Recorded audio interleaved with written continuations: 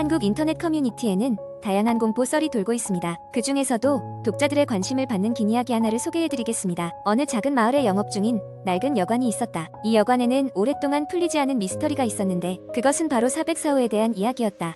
404호라는 방은 다른 방보다 저렴하게 제공되었지만 들어갔던 손님들은 정체 모를 공포와 불안을 느껴 결국 방을 바꾸거나 여관을 떠나는 일이 빈번했다. 이 여관을 인수받은 새로운 주인 김씨는 404호에 대한 여러 소문을 들었지만 그다지 심각하게 생각하지 않았다. 그러나 일이 많지 않던 겨울 어느 날 여관에 머무르던 손님 하나가 404호에 들어갔다가 새벽에 비명을 지르며 뛰어나오는 일이 벌어졌다. 그날 이후로 404호는 아예 비워두기로 결정했다. 몇 달 후 김씨는 경제적인 이유로 인해 마지못해 404호를 다시 개방하기로 했다. 이번에는 호기심이 많은 대학생 커플이 그 방을 예약했다. 그들은 인터넷에서 404호에 대한 이야기를 접하고 실제로 어떤 일이 벌어지는지 직접 확인해보고 싶어 했다. 커플은 여관에 도착하자마자 들뜬 마음으로 404호로 향했다. 방은 일반적인 모텔 방처럼 보였지만 묘하게도 공기가 무거운 느낌이 들었다. 하지만 둘은 무시하고 계획했던 대로 방을 둘러본 후 촬영 준비를 했다. 대학생 남자는 카메라를 설치하고 방 구석구석을 찍기 시작했고 여자는 휴대폰으로 여기저기 사진을 찍었다. 자정을 넘긴 시각 남자는 졸음에 눈을 감았지만 여자는 여전히 사진을 찍고 있었다. 그러다 찍은 사진 중 하나를 확대해보던 중 창문에 희미하게 비치는 뭔가를 발견했다. 처음에는 단순한 그림자로 생각했지만 자세히 보니 그것은 분명 얼굴이었다. 낡고 허름한 얼굴이 창문 밖에서 방 안을 응시하고 있었다. 놀란 여자는 곧바로 남자를 깨웠다. 두 사람은 급히 사진을 확인했고 두려움에 휩싸였다. 그들은 방을 나와 여관 주인인 김씨에게 달려가 사진을 보여주며 이 방에서 있었던 일을 이야기했다. 김씨는 침착하게 커플을 안정시킨 뒤 과거의 이야기를 들려주었다. 수십 년 전 이 여관을 운영하던 초기 주인의 딸은 방에서 자살을 택했다. 그녀는 부모에게 심한 꾸지람을 듣고는 방에 갇혀 극단적인 선택을 하게 되었다. 이후로 404호는 종종 이상한 일들이 발생하곤 했지만 대부분의 사람들이 스스로 착각이라고 여기고 지나쳤다. 김씨는 커플의 이야기를 듣고 그동안 무시했던 사실을 인정할 수밖에 없었다. 한편 용감한 두 대학생은 이를 계기로 여관의 사연을 들은 후 이 신비로운 사건에 대해 더 많은 조사를 하기로 결심했다. 그들은 학교로 돌아와 자료를 수집했고 오래된 신문 기사에서 초기 주인의 딸과 관련된 다양한 소문과 사건들을 찾아내었다. 시간이 지날수록 404호에 대해 점점 더 많은 것을 알게 되었다. 몇 달 뒤 다시 여관을 찾은 두 사람은 김씨와 함께 404호에 들어가기로 결심했다. 과거의 사연을 들고 방 안에서 촛불을 켜고 고인의 넋을 기리는 기도를 올렸다. 그 순간 방 안은 불가사의한 고요함에 휩싸였다. 창문에 비쳤던 얼굴이나 이상한 소리도 더 이상 들리지 않았다. 김씨는 이후 404호를 특별한 방으로 변경하고 특별한 경험을 하고 싶어하는 손님에게만 제공했다. 여관에 대한 소문은 점점 사라졌고 사람들은 이곳을 편안히 방문할 수 있게 되었다. 대학생 커플도 언젠가 다시 이곳을 찾겠다고 약속하며 여관을 떠났다. 이처럼 여관의 404호는 여전히 많은 이야기를 담고 있지만 더 이상 미스터리로 남지 않았다. 그곳에는 오래된 기억과 함께 이제 평화가 자리 잡았다. 두 번째 이야기한 인터넷 커뮤니티에서 유명한 공포 이야기가 하나 있다. 이 이야기는 오랫동안 회자되며 사람들에게 소름 끼치는 경험을 안겨주는 대표적인 한국의 도시 전설 중 하나이다. 이야기는 다음과 같이 시작된다. 서울의 한 고등학교에 재학 중인 수진이는 학업과 생활의 스트레스로 인해 불면증에 시달리고 있었다. 그녀는 잠에서 깨는 일이 잦았고 그럴 때마다 핸드폰을 확인하며 시간을 보내곤 했다. 그러던 어느 날 밤 수진이는 여느 때처럼 잠에서 깼다. 방은 고요했고 창문 틈으로 들어오는 가로등 불빛이 방 안을 희미하게 비추고 있었다. 수진이는 잠시 침대에 누워 천장을 바라보다가 책상에 놓인 핸드폰을 집어들었다. 그리고 그 순간 핸드폰 화면에 알람이 켜지며 이상한 메시지가 도착해 있었다. 보낸 사람은 알 수 없었고 메시지 내용은 이해하기 힘들었다. 메시지에는 6걸음 뒤를 조심해 라는 글귀만이 적혀 있었다. 기묘한 이 메시지에 수진이는 소름이 돋았지만 피곤했던 그녀는 대수롭지 않게 여기고 다시 잠을 청했다.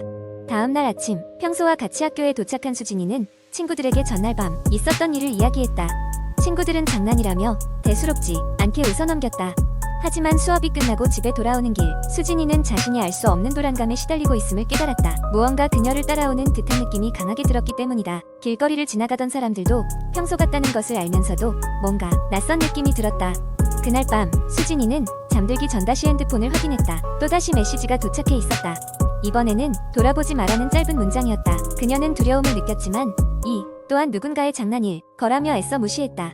그렇게 며칠이 지났고 수진이는 그러한 메시지를 매일 밤 같은 시간에 받았다. 메시지는 점점 더 구체적이고 소름 끼치는 내용으로 변해갔다. 그러던 어느 날 수진이는 꿈을 꿨다. 꿈속에서 그녀는 어두운 복도를 홀로 걷고 있었다. 복도 끝에는 검은 실루엣이 보였고 그 실루엣은 점점 더 가까워졌다. 무서운 느낌에 수진이는 몸을 돌려 도망치기 시작했지만 걸음은 점점 느려졌다. 꿈속의 실루엣은 그녀의 바로 뒤에 다다랐고 차가운 숨소리가 귀를 간지럽혔다. 그 순간 수진이는 비명을 지르며 잠에서 깼다. 하지만 그녀의 공포는 현실에서도 계속되었다. 꿈에서 깨어난 순간 수진이는 침대 옆에 놓인 핸드폰의 알람 소리를 들었다. 그리고 이번 메시지에는 너의 뒤에 있어라는 문장이 적혀 있었다. 두려움에 몸이 굳어버린 그녀는 메시지의 내용을 확인하고는 쏘스라치며 핸드폰을 집어던졌다. 한동안 말없이 가만히 있던 수진이는 마음을 가다듬고 침착하게 생각하기로 했다. 그녀는 모든 일이 우연이라고 생각할 수도 있었지만 직감을 믿기로 했다. 자신의 주변을 다시 확인하기 위해 작은 탁상 거울을 들어 방안을 비춰보았다. 그리고 거울 속에 비친 그녀의 바로 뒤에 꿈에서 보았던 것과 똑같은 검은 실루엣이 서 있었다. 수진이는 두려움에 질린 채 방을 뛰쳐나왔고 그 밤 이후로 그녀는 다시는 방에 들어가지 않았다. 그녀의 가족은 이러한 일에 대해 이해할 수 없었고 수진이는 가끔씩 너무나도 생생한 그 기억에 시달리며 지내야 했다. 이 이야기는 후에 인터넷을 통해 퍼졌고 많은 이들이 자신의 경험담을 덧붙이며 한국 인터넷 커뮤니티의 대표적인 공포 이야기가 되었다. 지금도 그 단어들만 떠올려도 등골이 오싹해진다는 사람들의 후기가 이어지고 있다. 그리고 여전히 누군가는 같은 메시지를 받고 있을지도 모른다. 세 번째 이야기. 어느 화창한 가을날 나는 오래된 친구들과 함께 작은 산촌 마을로 여행을 가기로 했다. 그곳에는 조용하고 평화로운 분위기가 물씬 풍겨오는 오래된 한옥이 있었고 우리는 그곳에 머물며 힐링을 하기로 했다. 한옥은 아주 오래되어 보였지만 그 고풍스러움 때문에 마치 과거로 시간여행을 떠난 듯한 느낌이 들었다. 마을 사람들은 친절했고 우리를 따뜻하게 맞아주었다. 그러나 그들 중 몇몇은 우리가 묵을 한옥에 대해 이야기할 때 이상한 표정을 지으며 조심하라는 한마디를 남겼다. 우리는 별 신경을 쓰지 않았고 자신들만의 오싹한 이야기를 전해들은 게 아닐까 생각했다. 첫날 밤이 되었고 우리는 그 한옥에서 저녁을 먹으며 담소를 나누었다. 밤이 깊어가면서 주변은 고요해졌고 우리는 각자의 방으로 돌아가 잠자리에 들었다. 한옥의 방은 얇은 미닫이 문으로 나누어져 있었고 서로의 방이 얇은 장지지로 연결되어 있어 사생활은 보장되지 않았다. 밤이 깊어가자 나는 이상한 소리를 듣기 시작했다. 마치 누군가가 복도를 천천히 걷고 있는 듯한 소리였다. 처음에는 바람 소리거나 나무가 삐걱거리는 소리라 생각하며 애써 무시하려 했지만 소리는 점점 더 가까워졌다. 문득 나와 친구들이 묵고 있는 방에 문 앞에서 발걸음 소리가 멈추는 듯했다. 나는 용기를 내어 문을 살짝 열어보았지만 복도엔 아무도 없었다. 꿈이었겠지 자위하며 잠들려 했지만 계속해서 누군가가 한옥 안을 돌아다니는 소리가 들렸다. 결국 나는 깨어있다가 친구 한 명에게 전화를 걸었다. 그는 이미 깨어있었으며 그 또한 같은 소리를 듣고 있다고 했다. 두려워진 우리는 다른 친구들의 방으로 갔다. 그들도 모두 잠이 깬 상태였고 복도에서 들려오는 소리에 대해 이야기하고 있었다. 우리 모두는 두려웠고 결국 방 안에 모여 함께 밤을 새기로 했다. 다음날 아침 우리는 이 소리에 대해 마을 사람들에게 물어보기로 했다. 한 할머니께서는 우리가 묵고 있는 한옥이 몇십 년 전 불행한 사건이 있었던 곳이라며 한 부부가 이곳에서 살해당했다는 끔찍한 이야기를 들려주셨다. 그 사건 후로 마을 사람들은 밤이 되면 그 한옥을 피해 다녔다고 했다. 우리는 그저 전설 같은 이야기일 뿐이라고 생각했지만 한 부분이 입소문으로 전해져 내려온 것이라는 생각이 들어 오싹했다. 다시 한옥으로 돌아온 우리는 짐을 챙기며 빨리 그곳을 떠나기로 결정했다. 그러나 짐을 챙기는 중에 친구의 한 명이 갑자기 크게 비명을 질렀다. 그 방문 위쪽 천장 가까이에 긴 머리카락이 걸려있는 것이었다. 그것은 어디에서도 볼 수 없는 기묘한 모습이었다. 그제야 우리는 이곳을 그 즉시 떠나야 한다는 것을 확신했다.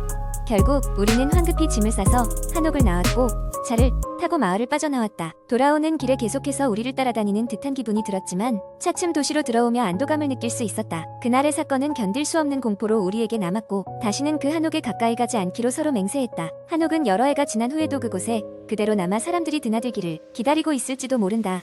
하지만 우리는 다시는 그런 공포를 겪고 싶지 않기에 그 이야기와 함께 남기고 싶을 뿐이었다. 지금도 가끔씩 친구들과 만나면 그날의 이야기가 나오곤 한다. 하지만 우리는 결코 다시 그 마을로 돌아가지 않을 것이다. 그곳에서는 무언가가 여전히 밤마다 한옥을 배회하고 있을지 모른다는 두려움 때문이다.